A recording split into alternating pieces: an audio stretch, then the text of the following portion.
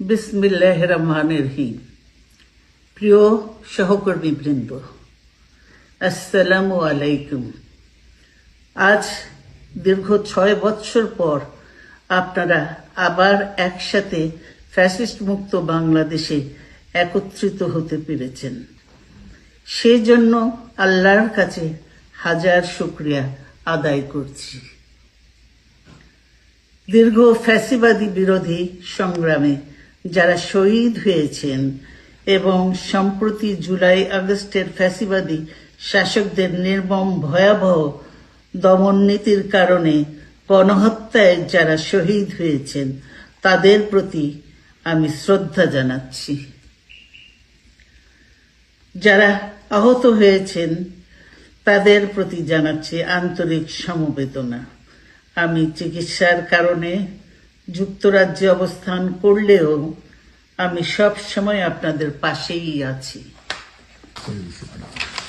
দীর্ঘ 15 বছর গণতন্ত্রের জন্য, আমার মুক্তির জন্য আপনারা যে নিরন্তর সংগ্রাম করেছেন এবং আমাদের অসংখ্য সহকর্মী প্রাণ দিয়েছেন, জুলুম নির্যাতনের শিকার হয়েছেন এবং প্রায় 1.25 লক্ষ মিথ্যা মামলায় জর্জরিত হয়েছে, এখন আদালতের বারান্দায় ন্যায় বিচারের জন্য ঘুরে বেড়াচ্ছেন।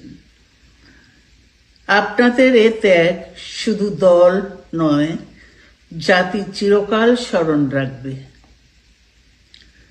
দেশ আজ এক সংকটময় সময় অতিক্রম করছে। আপনাদের এবং ছাত্রদের সমন্বিত আন্দোলনের ফলে ফ্যাসিস্ট শাসকেরা বিদায় নিয়েছে। একটা অন্তর্বর্তীকালীন সরকার গঠিত হয়েছে। তাদের কাছে জনগণের প্রত্যাশা, রাষ্ট্র মেরামতের ন্যূনতম সংস্কার দ্রুত সম্পন্ন করে গণতান্ত্রিক ব্যবস্থায় ফিরে যাওয়ার জন্য সকলের কাছে গ্রহণযোগ্য একটি নির্বাচন অনুষ্ঠান সম্পন্ন করা। আমার অবর্তমানে দলের ভারপ্রাপ্ত চেয়ারম্যান, সিনিয়র নেতৃবৃন্দ এবং আপনাদের সকলকে সাথে সঙ্গে নিয়ে নিরন্তর কাজ করে দলকে সুসংহত করেছেন।